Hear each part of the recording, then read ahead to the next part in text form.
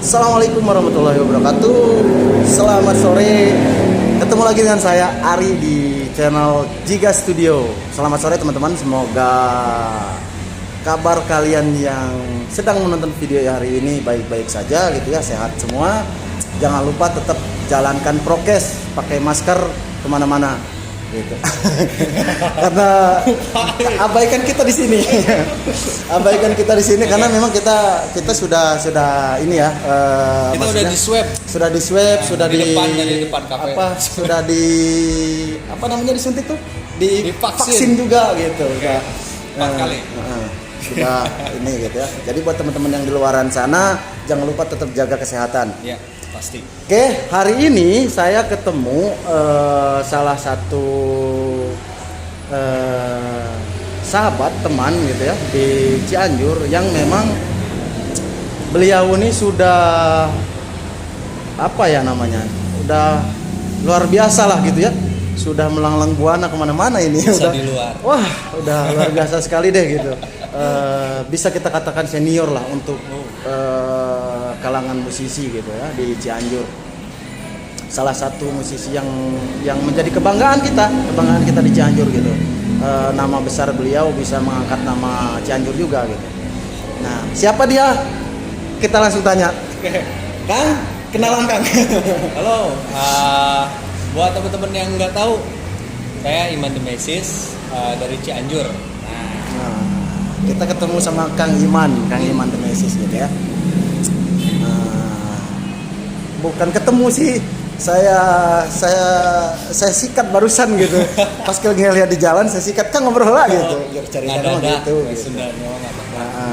Cuman pengen ngobrol-ngobrol sebentar Kang, mungkin nggak lebih dari 10 menit lah gitu ya. Okay. Saya pengen nanya mengenai musik gitu, mengenai musik sekarang gitu ya. Selain di dunia digital, gimana tuh Kang perkembangannya Kang? Perkembangannya, kalau menurut saya sih bukan ada perkembangan ya. Kalau misalkan dari kondisi kayak gini gitu, justru jadi kemunduran. Tapi kemajuan di dunia digital. Kalau misalkan sekarang kan memang udah panggung udah ada, susah lah. Makanya sekarang musisi-musisi yang lebih senior lagi yang sedang memikirkan gimana nih cari solusinya untuk para musisi yang udah nggak bisa manggung.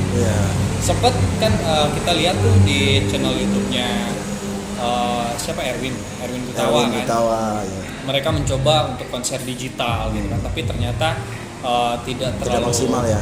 Tidak terlalu maksimal. Dan mungkin nanti ada kedepannya ada sesuatu lagi solusi yang bisa istilahnya mengobati hati para musisi gitu ya, yang udah kangen banget buat manggung gitu.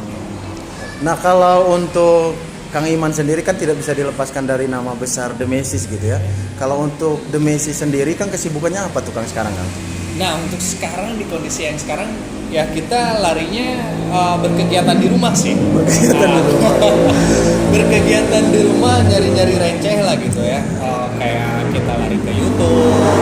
Terus juga kita ya sempet sebelum PPKM kemarin kita kayak kalau misalnya ada klien yang pengen dibikinin lagu, diciptain lagu gitu. Nah, kita terima kayak gitu.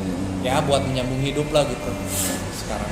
Jadi karena memang Demesis ini band asal dari Cianjur gitu ya.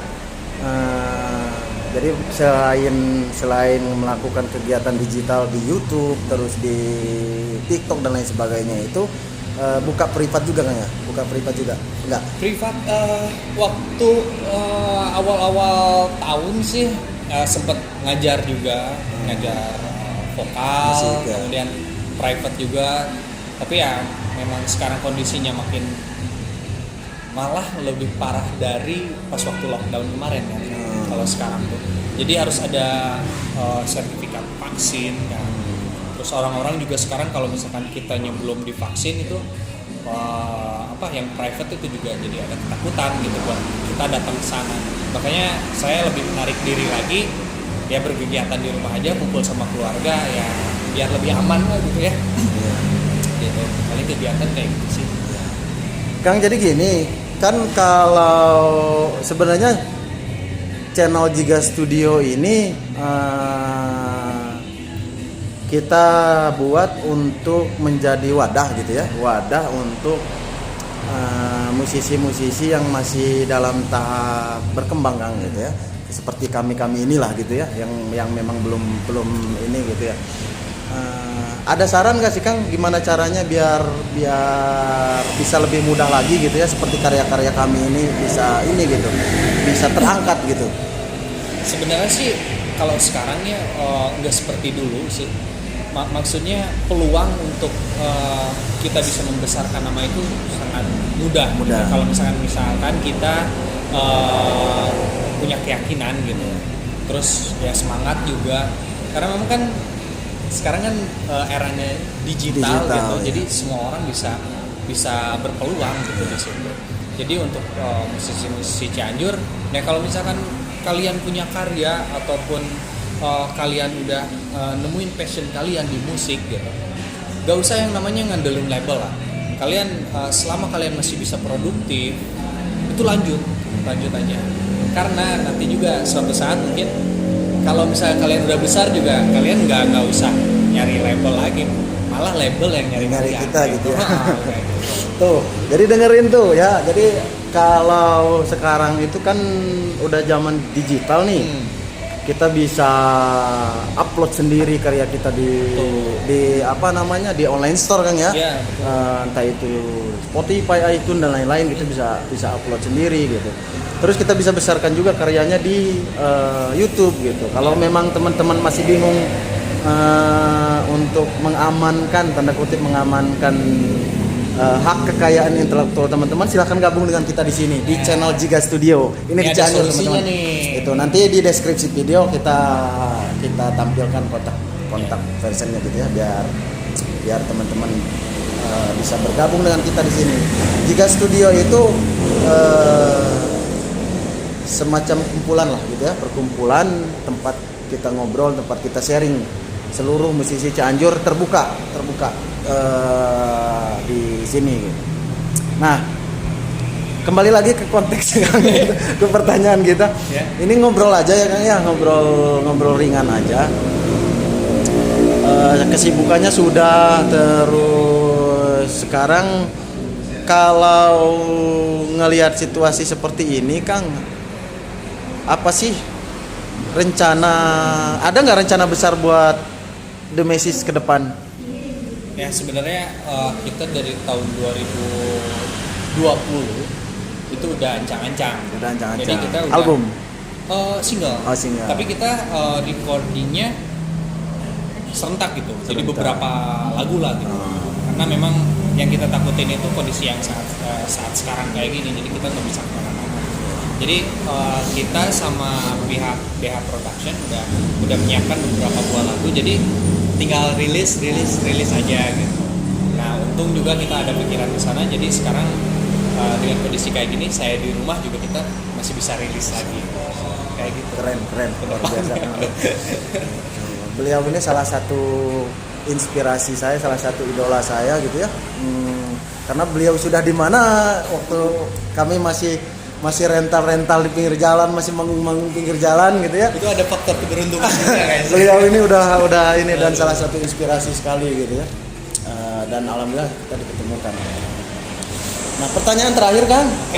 Pertanyaan terakhir buat Akang, kasih apa namanya, motivasi atau apalah, wejangan buat musisi-musisi Cianjur yang masih kesulitan gitu ya, entah itu bikin karya, entah itu apa, sebenarnya apa sih gitu rahasianya dari Akang gitu. Menurut Akang, misalnya gini, bikin lagu nih, cara termudah bikin lagu apa gitu ya. Terus cara paling mudah untuk supaya lagu kita itu enak gitu, kayak lagu Akang tuh enak kan gitu ya, enak didengar, itu gimana tuh Kang? Ya sebenarnya sih kayak bikin makanan ya, maksudnya. Wah, masalahnya Akang kok hebat gitu kalau makanan. Jadi gini, kalau saya sih kalau bikin lagu itu tergantung dari mood ya, dari mood. Jadi kita tuangin aja apa yang sedang kita rasain gitu. Jadi kalau saya bikin lagu itu sesuai dengan suasana hati aja. Jadi jujur gitu dalam berkarya. Soalnya saya juga pernah sih beberapa kali gitu ya ditembak gitu untuk membuat lagu dengan temanya itu ditentuin gitu sama orang, bisa nggak misalkan temanya kayak gini, dan itu hasilnya pun menjadi palsu gitu. Maksudnya itu keresahan yang dituangin ke dalam sebuah lagu itu jadi palsu gitu.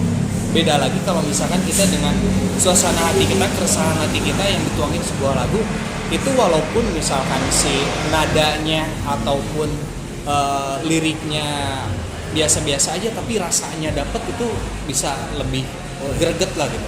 Jadi lebih kerasa lah gitu. Benar. Kayak masak yang benar ya. Iya. Nggak enak, nggak ada rasanya. Nah itu teman-teman, buat teman-teman musisi yang masih bingung gitu ya untuk memulai membuat karya, biar bagaimanapun gitu ya. Kalau teman-teman punya karya, walaupun itu belum bisa diterima secara umum, teman-teman adalah musisi sejati gitu. Karena ada dua ya, ada musisi cover, ada musisi sejati. Jadi biar bagaimanapun kalian musisi sejati walaupun karya ciptanya belum diterima masyarakat umum gitu. Kang, ini mah permintaan pribadi saya, tapi ini mungkin mewakili. Ini ya, mewakili. Mohon maaf sekali Kang ya, mohon maaf sekali, bukan gak sopan. Permintaan terakhir, permintaan pribadi saya. Selama-lamanya saya dengar lagu The Message itu lewat headset, lewat handphone, lewat sound dan lain-lain gitu. Saya pengen dengar satu bait aja suara Akang langsung, saya dari Akang gitu. Ini editing soalnya. biar nggak kena biar dolarnya nggak kuning gitu ya. Iya. Jadi berapa detik? Satu bait aja deh. Satu bait aja deh gitu. Jadi ya rapnya lagu jadul atau lagu yang sempet booming banget lah gitu. Okay. Tuning dulu ya. Okay. Aku akan menjagamu semampu dan sebisaku. Segitu pernah nggak? Walau ku tahu ragamu tak utuh. Nggak kenal lu? Nggak. Asli loh. Sama persis sama yang walaupun yang biasa saya dengar udah di mixing, ini sama persis loh. Beneran. Tapi lebih enak yang asli malah. Mixing. Gitu. Ya, ini obrolan santai kita hari ini teman-teman. Terima kasih buat kalian yang sudah menonton. Jangan lupa dukung terus channel Jiga Studio. Kalau kalian suka dengan videonya, di share, di like. Kalau ada pertanyaan, kalau ada komentar, tulis di bawah di kolom komentar nanti gitu ya. Okay. Jangan lupa dukung juga channel pribadi nih, channel vlog ya. Channel vlog Kang Iman, namanya Iman The Message. Ya, di situ kalian bisa subscribe. Nanti di deskripsi saya masukkan juga linknya. Terus buat kalian kalau misalnya ingin menghubungi Jiga Studio untuk ikut gabung gitu ya, nanti juga saya sediakan nomor WhatsApp-nya, biar kalian bisa kontak di situ gitu. Oke Kang, terima kasih sekali lagi Kang. Aduh, mohon maaf barusan cek kurang mau ditewak gitu. Buat ngobrol sebentar gitu. Sekali lagi terima kasih buat kalian yang sudah menonton sampai dengan selesai. Akhir kata kita ucapkan Assalamualaikum warahmatullahi wabarakatuh. Selamat sore. Dadah.